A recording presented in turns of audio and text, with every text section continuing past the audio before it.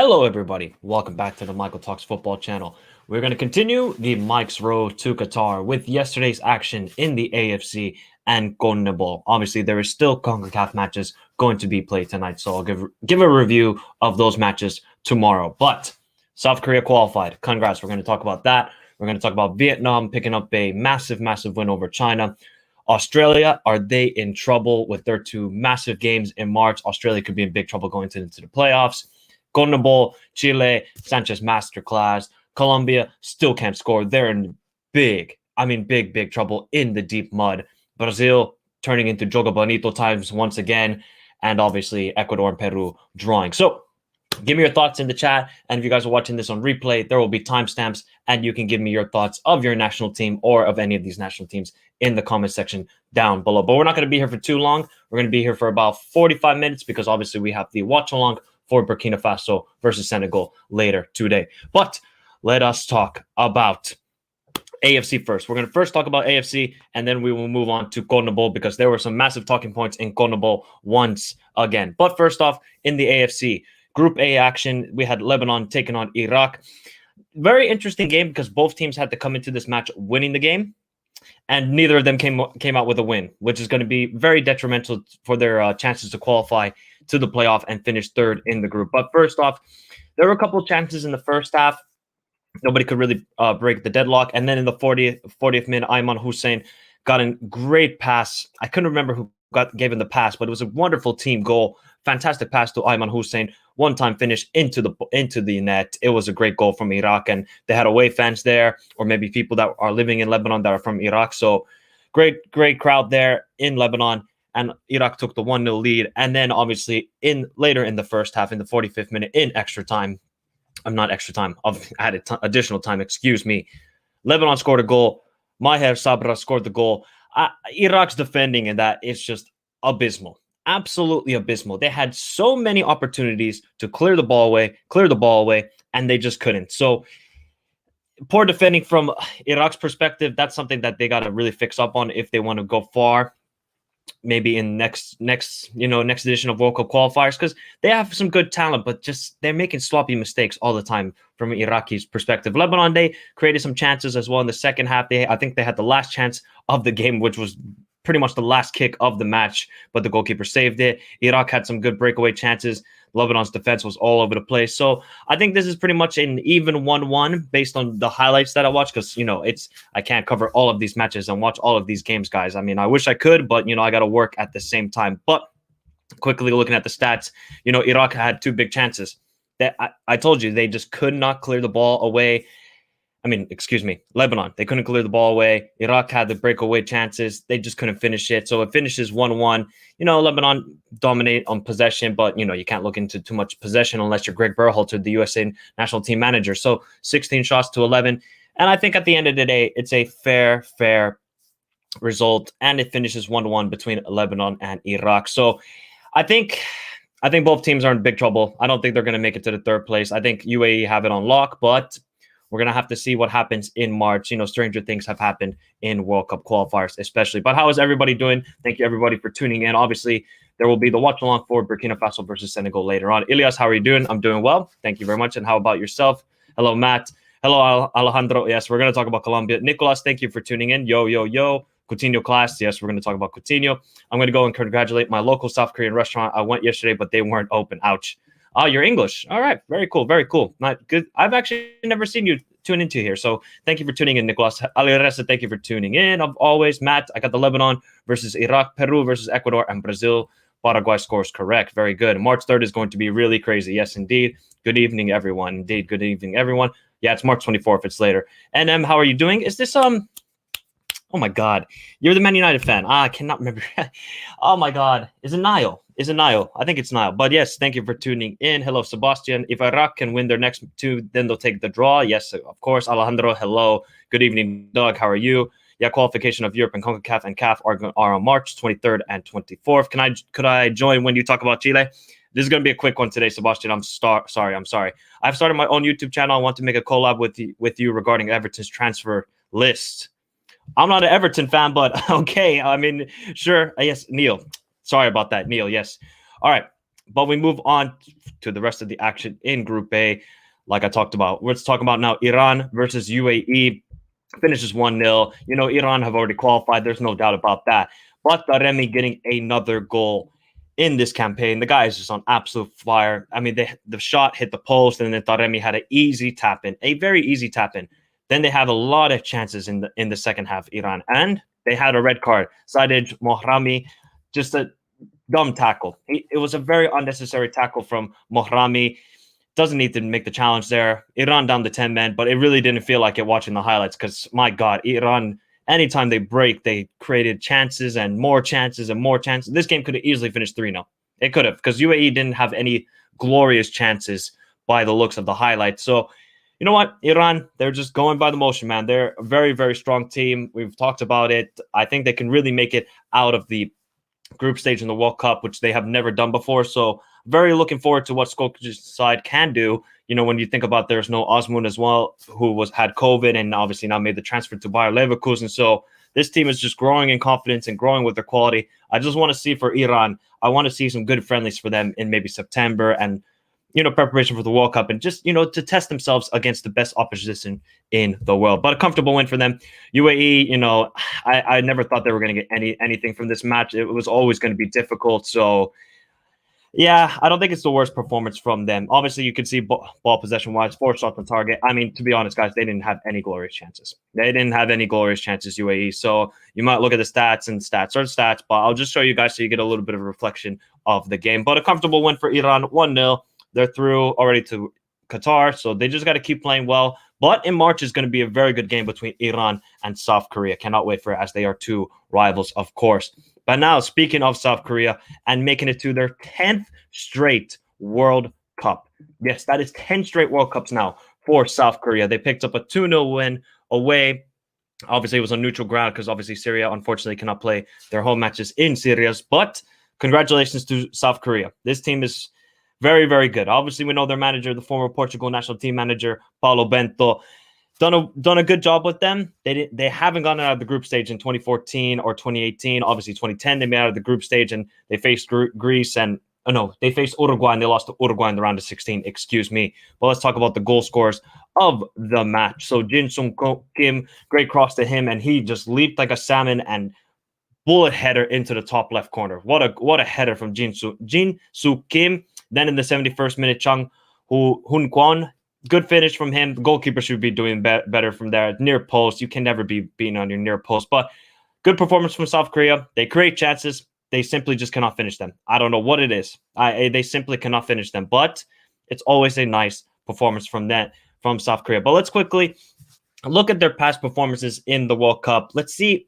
You guys give me your thoughts. How far can South Korea go in the World Cup? I know it's difficult because we don't know the groups and all that sort of stuff, but basing on their performances in World Cup qualifiers and Asian Cups, give me your thoughts about how far can South Korea make it, while I just pick up one quick stat for you guys as we're going to look at their past performances in World Cups. Give me a second while I pull it up, and there we go. So obviously, they made their debut in 1954. Then they had a long 34-year hiatus from the tournament. Then they returned in 1986. They didn't make out of the group stage ever. And then 2002 happened. They made out of the group stage. They made it to the semifinals. Yes, there's a lot of controversy. I'm not going to talk about that because I could talk about that whole controversy with South Korea and the referees in 2002. That's a story for another day. They finished 4th, group stage 2006, round of 16 in South Africa, obviously lost to Uruguay in the round of 16. 2014, it wasn't good enough. And 2018, they finished 3rd in the group and they beat Germany in the last game, which sent Germany home. So we know South Korea have very good players. You obviously think of Heung-min Son, you think of Hwang Hee-chan. They have good players. But the problem with me for South Korea is they just simply cannot take their chances. They simply cannot take their chances. They have rising players like Lee Kang-in and these sort of guys. But is the squad good enough? Is it really that good? They have players like the K-League. It is a good league, but is it good enough to compete with the best teams in the world? I think it's going to be somewhat of a similar thing for South Korea in Qatar, where they're gonna defend well. They're not going to concede a lot of goals, but they simply cannot just score enough. They can't. They can win games like 1-0 maybe, but can you do that against the top sides in the world? You have to get a bit more goal scorers in the team. But with Son, Hwang Hee-chan, and these sort of guys, Hwang Ui-jo, so I think South Korea are a good team, and congrats to them. They have made now 10 straight World Cups. 10 straight.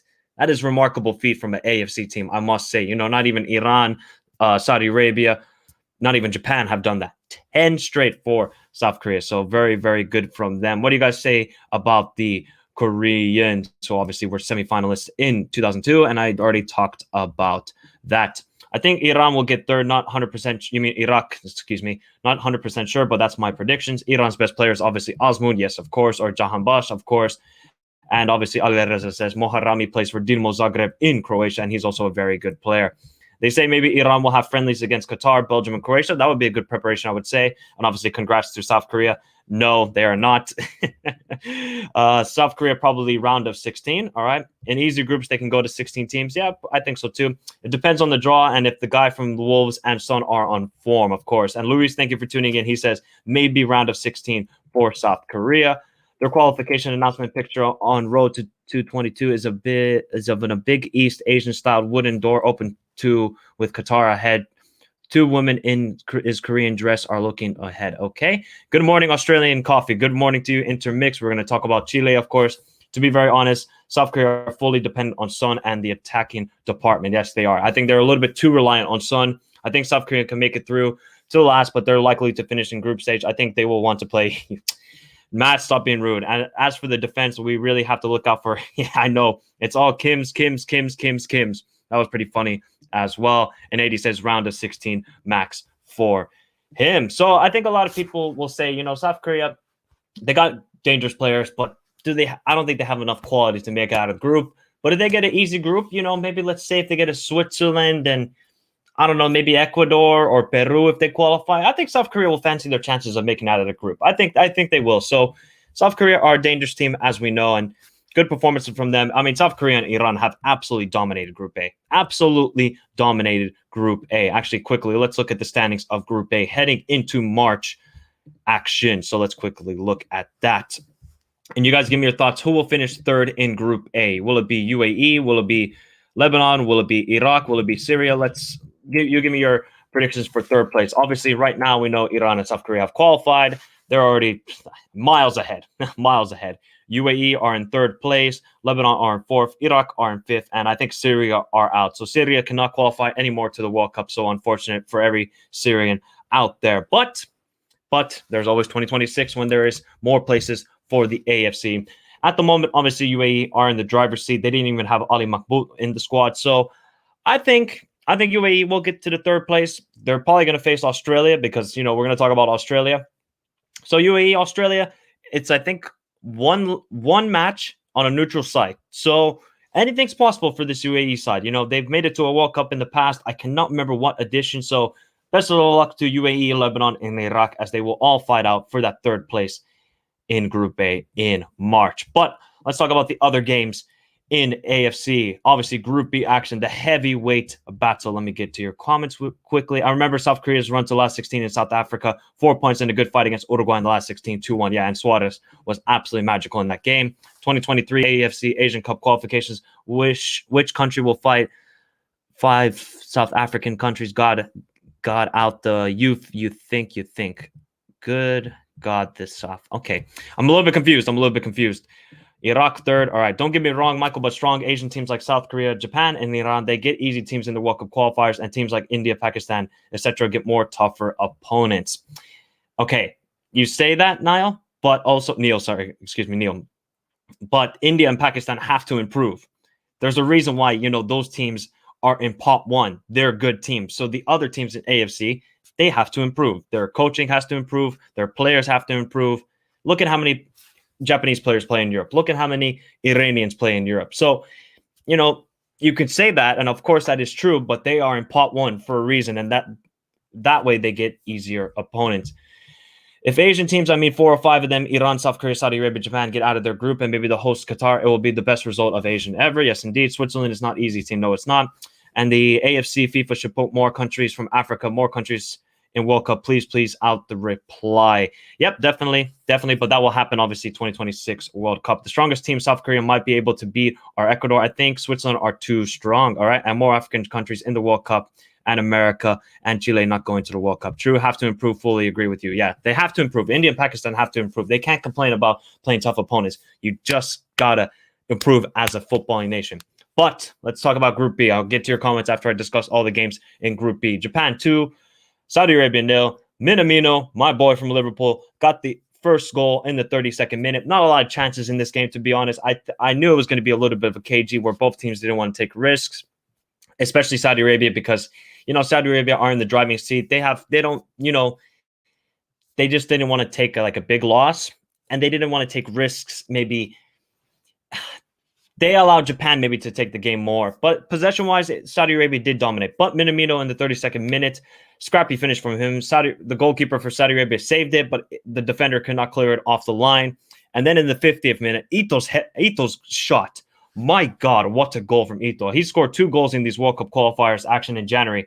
And holy cow, Ito has stepped up for Japan. 2 goals, and this goal in the 50th minute was absolutely insane. Absolutely insane from him. So big win for Japan. Saudi Arabia, they're fine still. They're going to still play. They're still going to play Australia in March, so that's going to be obviously a big game. But they're at home, and we know how strong of a home side Saudi Arabia are. So Japan, good performance from them. Kept a clean sheet at home. Always a strong home side, and when you got your big players like Minamino and Ito stepping up, you're in good hands. You're definitely in good hands. So big win for Japan, as it was looking tricky at the beginning of World Cup qualifiers when they lost to Oman at home, and everybody was panicking. Oh my God. But the Samurais, they just step up, man. They step up their performances, and they're just a quality side. But obviously, Hervé Renard's side don't have anything to worry about. So big win for Japan in that matchup. And then in the same group, Vietnam, congratulations. You picked up your first ever win in a third round qualifiers or qualification in AFC. And do you also know what, guys? It is the first ever Southeast Asian team to win in the third round of qualification. So congratulations to Vietnam. Absolutely congratulations. They should have beaten China in the first matchup, right? They should have beat them. They gave up that. I think they equalized late, and then China scored in the 95th minute. So Vietnam should have gotten a point there. They said, all right, you come to our place, and we'll show you what's up. They've got 2 goals in the first 20 minutes. What a performance from Vietnam and Park Hong-seo's side. So big up to Vietnam. First goal, 9th minute, Tan Tai Ho. Great cross to him, and he just had an easy header. Well, not a really easy header, but got it past the Chinese goalkeeper. So great news for him. And then Nguyen Tin Lin, great team movement from Vietnam. Just one-touch football, and it was an easy finish for Nguyen Tin Lin. And then they continued in the second half. And this goal from Phan Duc was ridiculous. 25 yards out. He let it just a bullet off the post and in. And Vietnam were 3-0 up, and then a late consolation goal for China. And obviously, actually a very nice goal from Jin Ju in the 97th minute. But Vietnam, congratulations. This, guys, obviously, once the World Cup is over, I'm going to give you my 48 team prediction, which 48 teams I think will qualify for the 2026 World Cup. And I really do think with Vietnam, I think they can make a push to qualify. I really do think so, because this is their first time ever in the third round of qualification, right? They got now confidence beating China, a big footballing nation, of course. I think, and this side is quite young. They got a lot of players in their mid-20s and a little bit late 20s. So they're going to get experience from this. They're going to grow as a squad, and they can maybe make a push. There's going to be more spots for AFC. So big up Vietnam, big win for them, and just a huge congratulations. I know how massive football is in Vietnam, and just winning this game, I just think it means a lot to them as a program and everything like that. And their star player, Nguyen Quang Hai, the number 19, I call him the Vietnamese Messi. Left-footed. I mean, the guy's super talented. So he didn't even score. So big win for Vietnam, and huge congratulations. The first ever Southeast Asian team to do so. Not Thailand, not Malaysia, not Indonesia, not Singapore, Vietnam. So big up to them, or Laos, Cambodia. But, those teams are not the greatest, especially Laos with all their match fixing and stuff like that.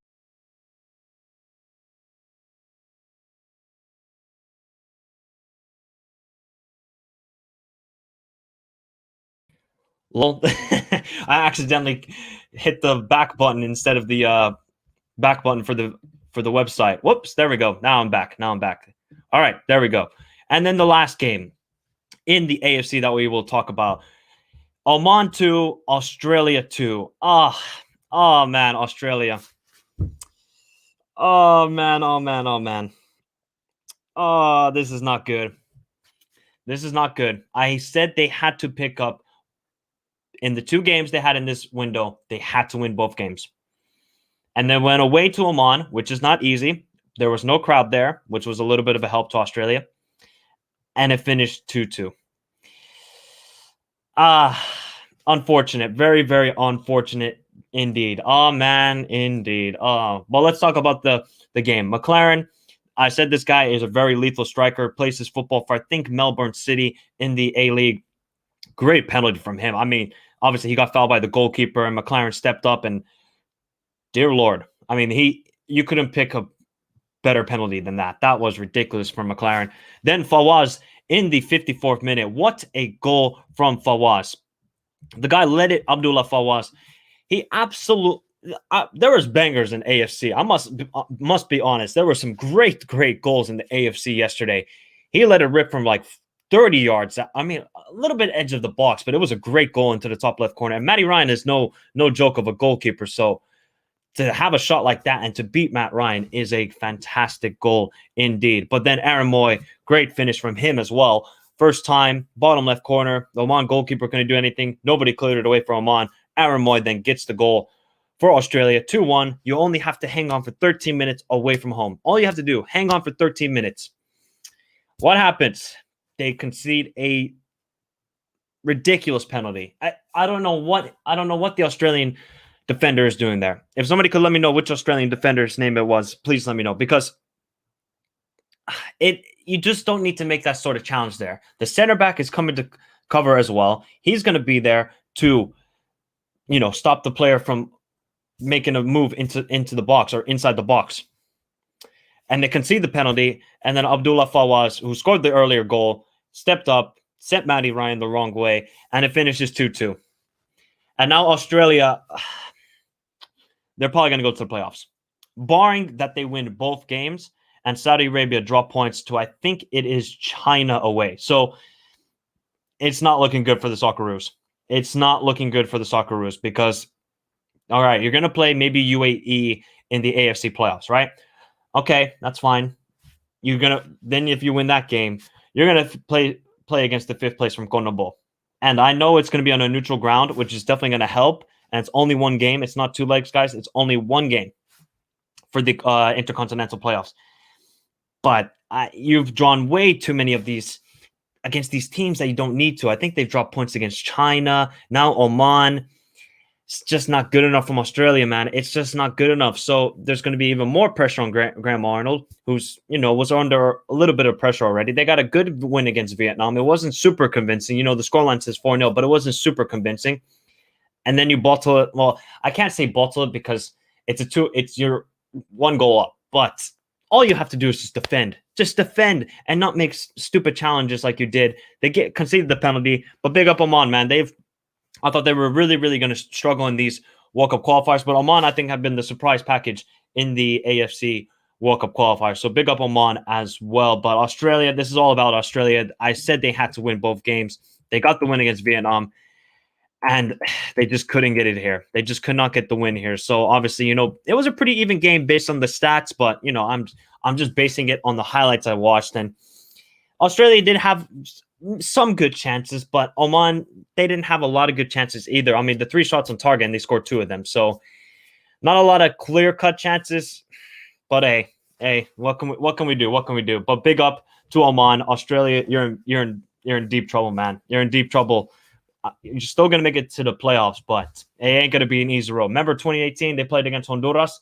That's a whole completely different story. So yeah, guys, give me your thoughts in the chat while I quickly look at the standings as well. Heading into March, obviously we know Vietnam picking up their first ever victory and Southeast Asia's first ever victory. So, as you can see here, it's going to be a big March, and especially for Australia. I think their first game is against Japan. It's a must win, absolute must win. If they can win that game, they'll go on level in points and they'll go ahead based on goal difference. I think it's based on goal difference.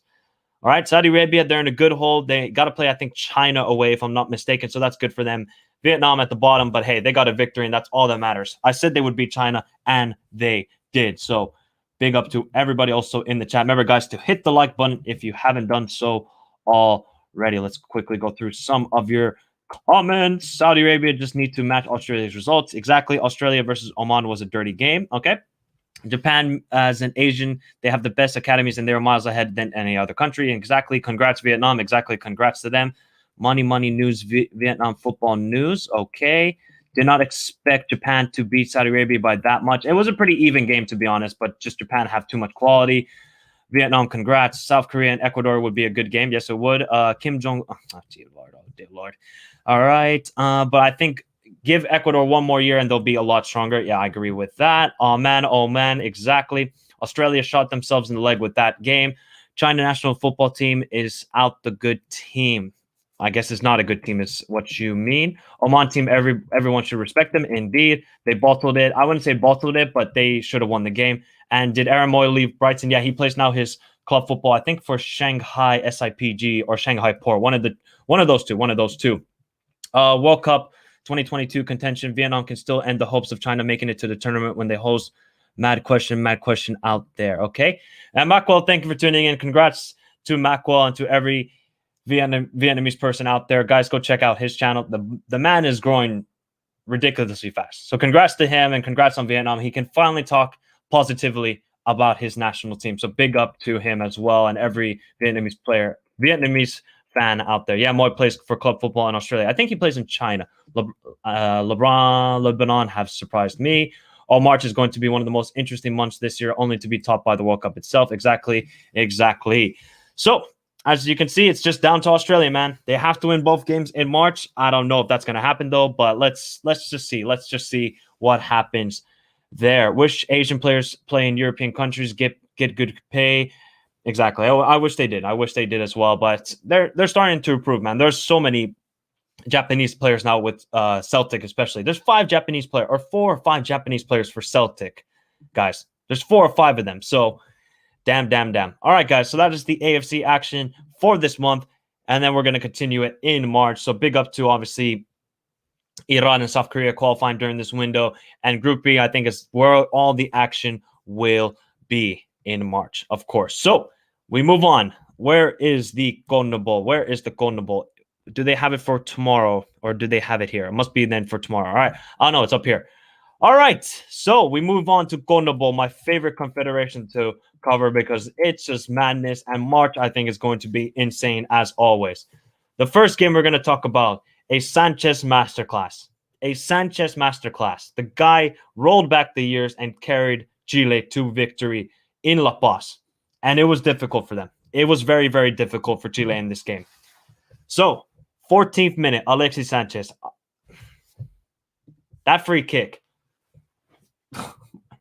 Oh, my God.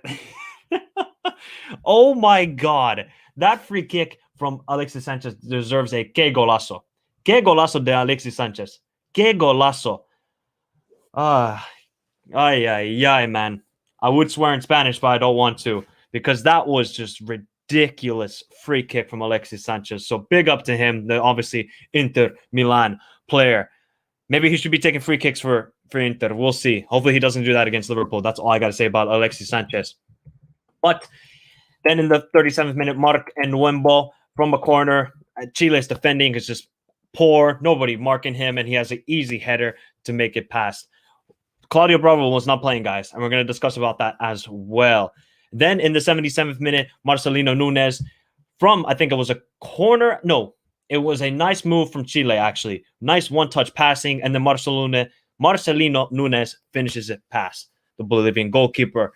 And then that man again, carrying La Roja, Alexis Sanchez. Patient.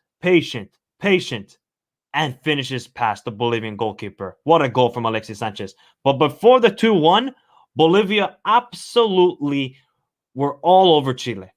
All over Chile. I watched the game, guys. They hit in a span of 3 minutes, Bolivia hit the post and they hit the crossbar, and Cortés, the Chile goalkeeper, made an incredible save.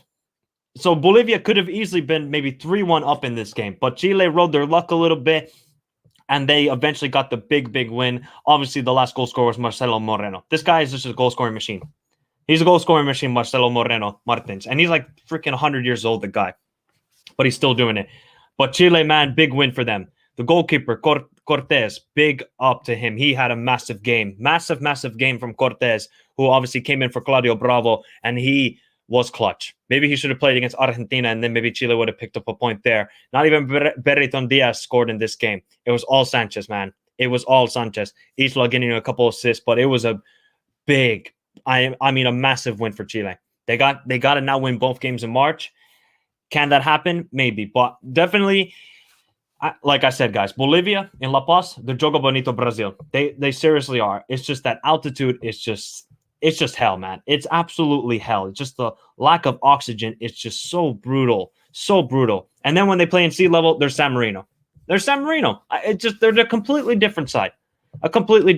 So Bolivia had to win this game to keep their chances alive. Basically, whoever won this game had their World Cup chances still alive, and Chile came up with a big victory. I mean, it was massive. And, it wasn't pretty, but hey, they rolled their luck, and just Sanchez being Sanchez, man. The quality shows even at his age. But I'll quickly show you guys some of the stats of the game so you get a little bit of a better picture.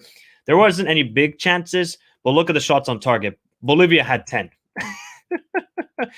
Bolivia had 10. I don't know why it says shots hit the woodwork, because Bolivia hit the crossbar and the post twice, but they didn't say anything. It doesn't say anything there. So, yeah. Chile pick up, man. Big win for them. Big win. I bet Sebastian and obviously Inter Mix, who are both Chilean, are very, very happy about that victory because they desperately needed it. Oh, man. Oh, massive win for Chile. That game was golden. It was an insane game. Absolutely insane. Uncle Sharmar, thank you for tuning in. He says Alexis is the most informed striker for Inter, too, ahead of Dzeko and ahead of Lautaro Martinez, who also scored last night. We're going to talk about that game. But big up Uncle Sharmar. Inter versus Liverpool soon coming up, guys. I cannot wait. That sent Chile down my spine. Why Chile got Chile human from different family country? Some players are Chilean English. Yes, they are. Australia versus Chile. Answer is, I'll still go with Chile. Alexis Sanchez came in clutch indeed. Players not 100%. Colombia needed to win. They did. We're going to talk about Colombia. My two man of the matches was Alexis Sanchez and Brian Cortés. Give it credit to him. He saved us. He played like prime Neuer. He did indeed. Congrats, Sebastian, indeed. One last day will be between Peru, Colombia, and Chile for that fifth spot. Indeed, Intermix is already predicting Brazil to win 3-1. Yeah, I don't fancy Chile's chances away in Brazil. Chile has really surprised me. I thought these last 2 days they would get destroyed, but they'd done a great job fighting back to make it back. Exactly. When Berriton Diaz was quiet in the day, yeah, he was, but the guy still, he had a couple of chances, but just a couple of the shots were blocked, and Chile has started to come back. I guess they just want to have one last dance in the World Cup, man. That's what they want. They want one last dance and give it the old guard, man. Costa Rica and Chile still want to go, man. They still want to go, these old teams. But hey, big up Chile, big up to Intermix, and obviously Sebastian. Big win for you guys. We're going to continue Conmebol. Let me have some water, guys. I'm speaking a lot. Speaking a lot. Remember to hit the like button if you haven't already, guys. Let's get it up to 15 likes. If we can get to 15 likes, that would be awesome. That would be awesome. And if you guys are new around here, subscribe to the channel. So, Uruguay 4, Venezuela 1. Diego Lopez, man, he's got Uruguay now playing some nice football. It's not this just anti-football from Oscar Tabares. Uruguay actually know what they're doing, and they actually have some good attacking play. Bentancur, who I just dissed heavily last night about transfers, scored. It was a good finish from him, man. It was a good finish. So big up to Bentancur. Can't make quiet, at least for this game, but it's Venezuela. It's Venezuela at the end of the day. Then, 23rd minute, De Arrascaeta. I mean, Facundo Pellistri. what a move from him, man. The Man United loanee, oh my God, Pelistri went around like 2 or 3 players, and it was a tap-in for De Arrasqueta. So big up to Pelistri, man. He is a baller of a player. How he sent that Venezuelan defense back home and back to oh my God, what's Caracas early? He definitely did that. Cavani, 45th minute, he scored a bicycle kick goal. All right, guys, I say bicycle kick. He literally had an open net and he decided to go for a bicycle kick goal. So pick up to Edison Cavani, trying to make it look pretty. Luis Suarez then from the penalty. It was a retake. He missed the first one. The goalkeeper moved off his line too early, got a second chance, and then he scored. And for consolation for Venezuela, Joseph Martinez, obviously the Atlanta United player, scored with, I think it was a header, if my memory serves me right. So big win for Uruguay. I always knew they were going to win this game. There was nothing in doubt. Even though Venezuela actually had some good chances, Beckerman is doing some good stuff, I think, with Venezuela. So look out for Venezuela maybe qualifying to the 2026 World Cup. They got a young team and they got some ballers, but it just seems like the whole I think if they started with Beckerman, they could have maybe pushed for a playoff, but they're just not a good road team whatsoever, Venezuela. But big win for Uruguay. I think they got their campaign back, man. I mean, they've had 2 easy games. Obviously, they went away to Paraguay, which was a little bit difficult, and now home to Venezuela. So, it was an easy 2 games. So, but Diego Lopez's side were very, very good on the day. Even though, Venezuela had some chances and they dominated possession, guys. But look at the shots on target for Uruguay. Anytime they went on the counterattack, they absolutely ripped Venezuela. 11 shots on target for Uruguay.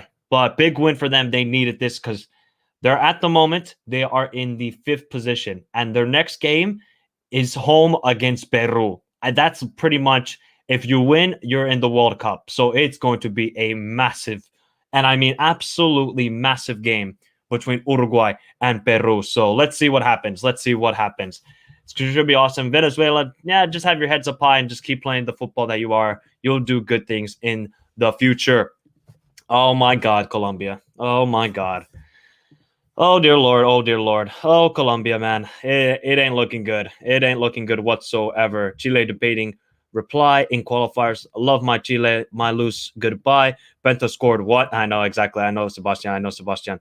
So Nepal national football team from players not good at all. Not quite. It was just Venezuela, but Uruguay went hellfire on them. Also, Suarez missing the penalty was funny. Yeah, but then he got a retry because he got it again. Exactly, he did. Beckerman is very good. Yes, I agree with that. He brought good things to Colombians. Indeed, he did. World Cup qualification, South America football, Peru 1 to Ecuador 1. We're going to talk about that. Dante Catalan de Angelo Lotti. Thank you for tuning in. Greetings from Italy. Where are you watching in Italy? Colombia. Yes, Colombia. We're going to talk about them. The last 2 match days in Conmebol. I absolutely, this is why I love Conmebol, man. The last edition in 2018 was ridiculous, and it's going to be the exact same thing, I think, this time around in 2022. They still haven't, we're going to talk about it. Fiesta celebration time, Michael Talks Football 2.2 subscribers, subscribe more and more, listening, reply. Thank you very much, Intermix, for the kind words. Colombia have Bolivia at home next. Okay, well, they have Bolivia at home and Venezuela away, but we're going to talk about it. Lime Crystal, thank you for tuning in. He says Chinese New Year. Now we call it Lunar New Year. Vietnam just won China yesterday, and today the women's team won a playoff match yesterday. I think they beat Thailand, if I'm not mistaken. One more win to qualify for the Women's World Cup. Wow. Big things for Vietnamese football today. Big up to them, man. Yesterday they beat, China. And we already talked about the AFC, so I'll put the timestamp so you can go back and watch my review, obviously talking about Vietnam being the first ever Southeast Asian team to win in the 3rd round qualifiers. But, oh dear Lord, Argentina 1, Colombia 0. Ay, ¿qué pasó, Colombia? ¿Qué pasó? Ahí está mal. Oh my God, it's so bad. I'm not even wearing the Colombia jersey, man. 7 games. 1, 2, 3, 4, 5, 6. Actually, let me do that again. 1, 2, 3, 4, 5, 6, 7. 7 partidos. Oh my God. You guys get to see my Spanish a little bit. Oh my God. This is actually ridiculous. 7 games. 7 games they've gone now without scoring a goal. I mean, I don't know what to say anymore, man. Let's talk about Lautaro Martinez. Marcos Acuna with the cross in, and All right, Lautaro finishes it. Poor defending from Colombia's part, man. Poor from them. They should be doing better with it. There was no Yeremina in the squad for that game. And obviously, Argentina, they rested a lot of guys, not a lot of starters. There's still Di Maria. There was Martinez. There obviously was Emiliano Martinez. So Argentina looked good in this game, though, man. I'm telling you guys, I'm leaning towards maybe Argentina winning the World Cup, man. I think there's something special with this side. And I've been an Argentina fan for most of my life because I love the football and I love the whole history about it. And obviously the fans, they're absolutely ridiculous and a little bit go crazy sometimes. They maybe take it a little bit too far the limit, but it's okay. So I think Argentina are going to do big things in the World Cup. I really do think so. This side is much more different than the previous ones under that Argentinian bulldog in Jorge Sampaoli. I never want to see him manage the Argentinian national team. But Colombia.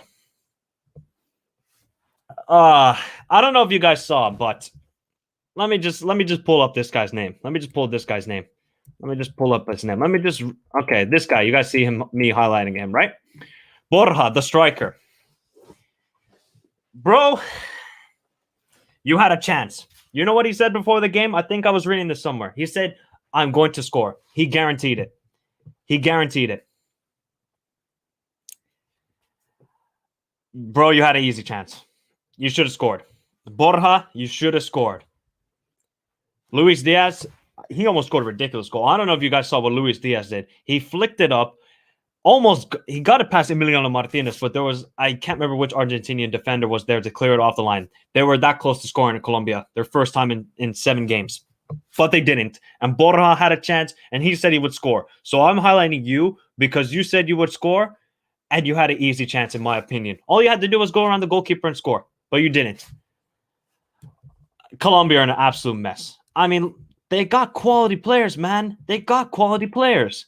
Obviously, I know there's no Luis Muriel. I know there's no Zapata. I get that. But you still have Falcao. You still have Borja, who's scoring in the Bundesliga. I mean, come on, man. I know. Obviously, there was no Ospina in goal either. Man, this is Colombia are an absolute calamity at the moment. Absolute calamity. And if you look at the game, obviously the big chance for that Colombia missed was the Luis Diaz chance that was cleared off the line. 2 shots on target. That's all they created in the game. 2 shots on target for Colombia. Ay, man. This is not good. They're in deep, deep trouble. Look at this, guys. They couldn't score against Ecuador. Okay, they dominated the game, but they couldn't score. Brazil, all right, it's going to be difficult. Paraguay, they should have scored. They didn't. Honduras, friendly. Don't count it. Peru, it was Peru's only shot on the game and they lost. I think that Peru loss has really gotten to this side now. This side that has quality, they're in the deep shit. I'm sorry for my language. They're in the deep shit at the moment. They really are. How can you go 7 World Cup qualifiers? 7? What are you, San Marino or something? I know you're getting points, but that's San Marino level, not scoring in 7 straight games. Because I want to see Colombia at the World Cup. They got quality players, and their fans are exciting.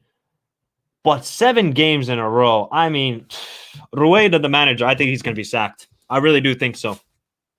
So they're probably going to go into. He has to be sacked. I mean, you can't go 7 straight games and expect to keep your job. I really can't. Even though you're missing your 2 quality strikers, you still were not scoring. And this side were really exciting to watch in the Copa America. Really were. They made it to the semifinal. I think they gave Argentina a tougher game than Brazil gave to Argentina. And now look what they are. Oh boy. But big up Argentina for the win. If you guys have any thoughts about Colombia, let me know in the chat because boy, they in trouble, man. I don't know if they're going to qualify to World Cup. I really don't think so. Hello, Football Mexico Internacional. Thank you for tuning in. Haven't seen you for a while, but maybe I'm starting in a good time for you as well. Dante says, Camilo Vargas, the goalkeeper who plays in Mexico, I think he is better than David Ospina Formado at the moment. Okay, he is. Maybe he's in form, but David Ospina for Napoli, I think he's been the best goalkeeper in the Serie A. So maybe that's why. Di Maria was having too much fun that game. Oh, he was turning on the style. He was turning on the style indeed. So For Colombia, 7 games, no goals. After Copa America, they have not been the same. I'm looking forward to the Euro Americano between Italy and Argentina. It will be a great match. Yes, indeed. ¿Qué pasa, Colombia? Colombia es muy mal. Oh, my God, muy mal. And Argentina was missing 5 starters to suspension. That is true. That is true. And they were missing Messi. And Colombia couldn't pull up a fight. They couldn't pull up a fight. They really couldn't. Oh, man. Oh, man. I'm not Spanish. I'm from Finland. Well, I'm half Finnish, half American, but I live here in Finland. But I just speak a little bit of Spanish. I do speak a little bit of Spanish. But Brazil, Seleção. You ever me to play better defense, please? Yeah, he didn't play in that game though. I think he didn't play against Argentina. But Jogo Bonito was back in this game, guys. Holy cow, Brazil were fantastic against Paraguay. Fantastic. Scoleto's Paraguay, man. They didn't pull up any sort of fight. Brazil were magnificent. Magnificent. Rapinha, 28th minute. Great goal from him. I mean, nobody's stopping that. Nobody's stopping that shot from Rapinha. What a goal from him. Coutinho. Oh my God. 30 yards out, and he pulled up a screamer. Aston Villa fans will be happy about that. I'm happy for Coutinho. Looks like he's getting a revive in his career, which he needed. He just needed to get away from that toxic Barcelona for him. Anthony. What a goal from him. Cutting inside. No goalkeeper saving that either. Just a pinpoint into the bottom left corner. Brazil were fantastic. They could have won this game 7-8-0, guys. They really could have. If they had a recognized striker, because Matias Cunha is not that guy for me, boy. And then obviously Rodrigo, easy finish for him. But Brazil, watching the highlights, man, they should have won this 7-0. I'll show you quickly. Marquinhos for that Rapinha goal. Marquinhos has 2 assists. Okay, the Coutinho one is a little bit different, but the first one to Rapinha, I mean, what's a ball from Marquinhos? He had 2 assists, guys. Marquinhos. I'm telling you, he's the most underrated player in the world. Look at the shots. Look at the possession. Look at the shots on targets. Brazil were absolutely fantastico. Absolutely brilliant. This is the Brazil I want to see. They just need to get a recognized striker. They really do. If they can get a recognized striker, this side can be dangerous. It can be dangerous. Dani Alves was the right back. Maybe they got to play Alex Telles. Maybe they got to give him a try, man. I know he's not the greatest defender, but Alex Telles is better than Alexandro. I think most people can agree with that. And Lucas Paqueta just making fun of the Paraguay defense. It was evil from Brazil. They were great. So I don't think there's much more to say. Paraguay, they're not qualifying. I don't know what their plan is. They got to get younger, I think. They got some players, but it's just not good from Paraguay. Scoleto's got a big job on his hands for future Copa Americas and obviously for the next World Cup qualifiers. But Paraguay pretty much, I think they're officially out if I'm not mistaken, but I'll quickly check the standings after we talk about the last partido or match in English. And I think this is a rivalry because obviously they are neighboring countries and it was a big game.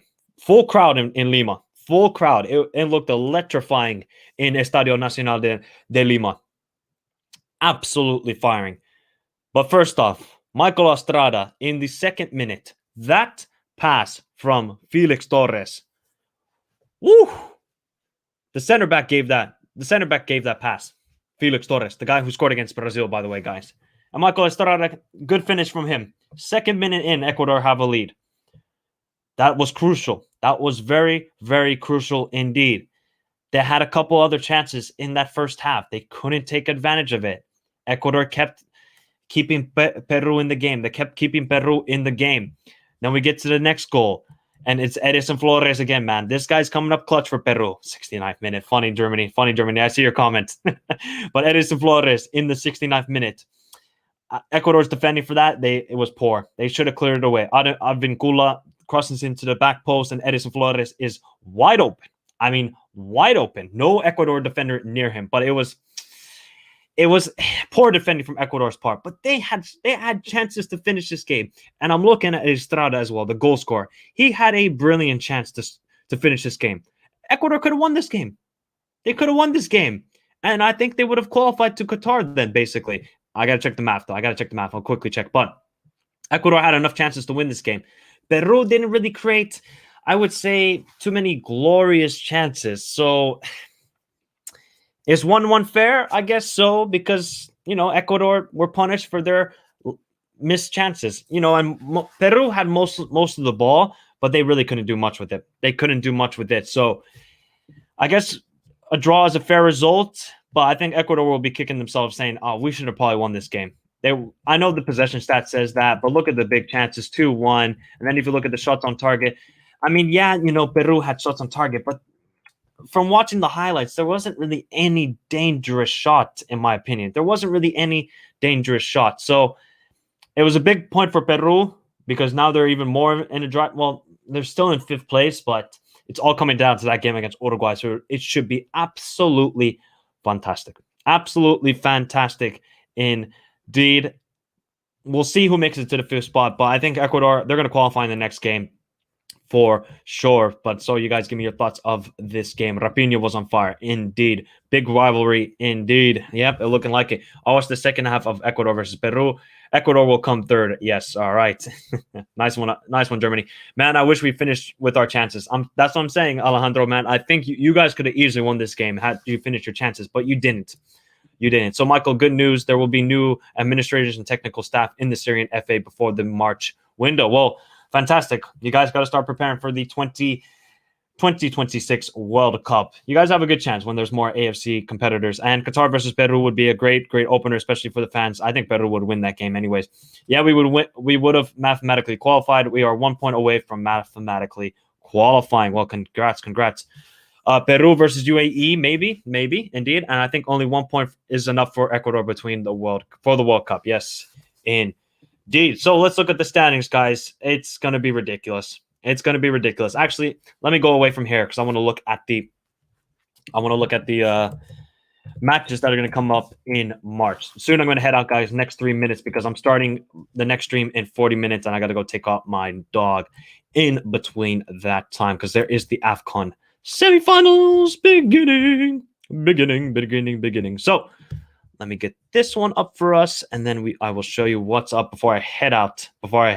Indeed, let me quickly get this up. I'm a one-man machine here, guys. I'm a one-man machine.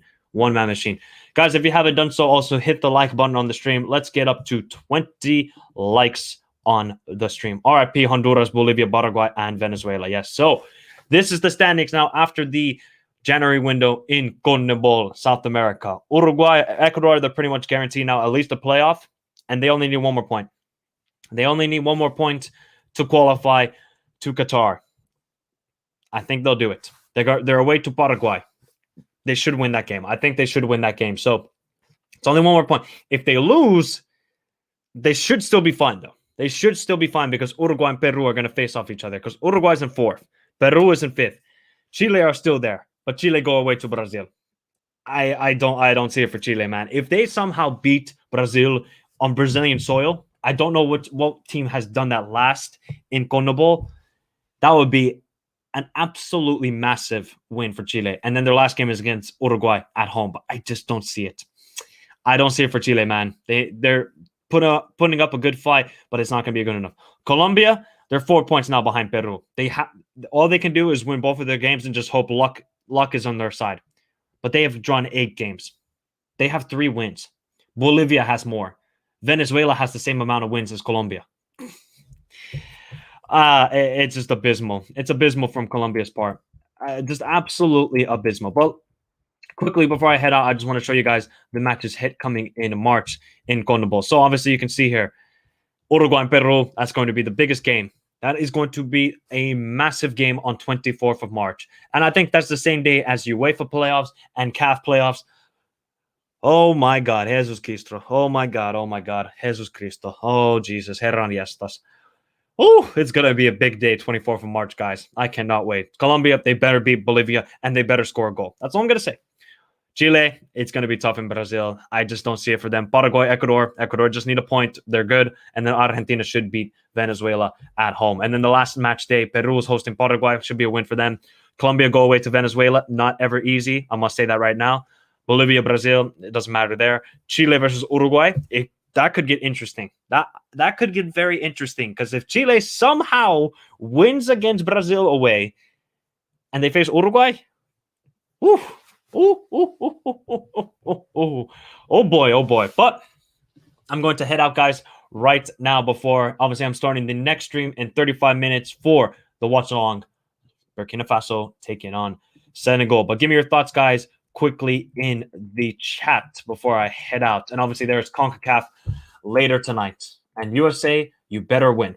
That's all I'm going to say about the USA. You better beat Honduras, who are absolutely awful. Canada, they'll beat El Salvador. All right. Mexico against Panama. Is Tata Martino job on the line? That's a question I have. If Mexico lose at home against Panama, no crowd, by the way, guys, Tata could be in trouble, Tata could be very much in trouble. And the Jamaica hosting Costa Rica, I mean, if Jamaica want to have any sort of chance, they better beat them. Costa Rica, they just got to win, and they got to beat Jamaica. So CONCACAF is going to be a big, big night today. Lucas, thank you for tuning in. He says, what is your breed in your dog? Or is your dog? Oh, my God. What breed is your dog? Speak English, Michael.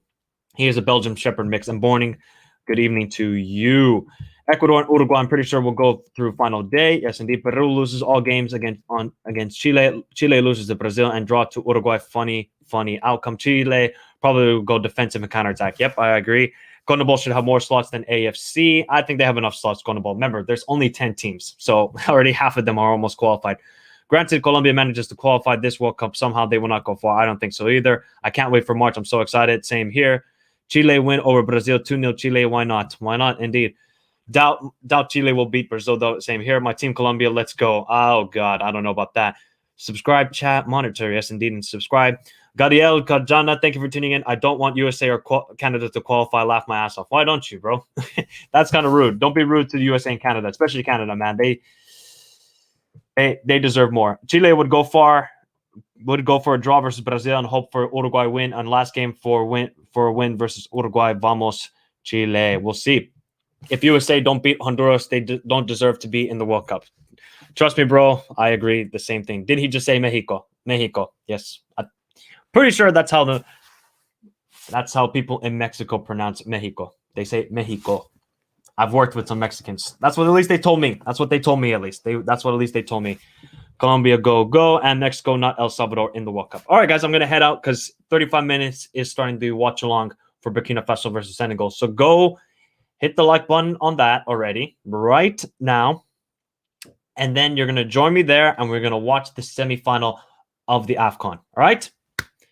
I will see you guys soon, very, very soon. 35 minutes, true. See you guys very soon. Thank you, everybody, for tuning in at Chile Food Fun. All right, guys. Adios. Remember to hit the like button on the stream. Let's get it up to 20 likes. We're 3 more away from 20 likes. All right? See you very soon indeed. Adios.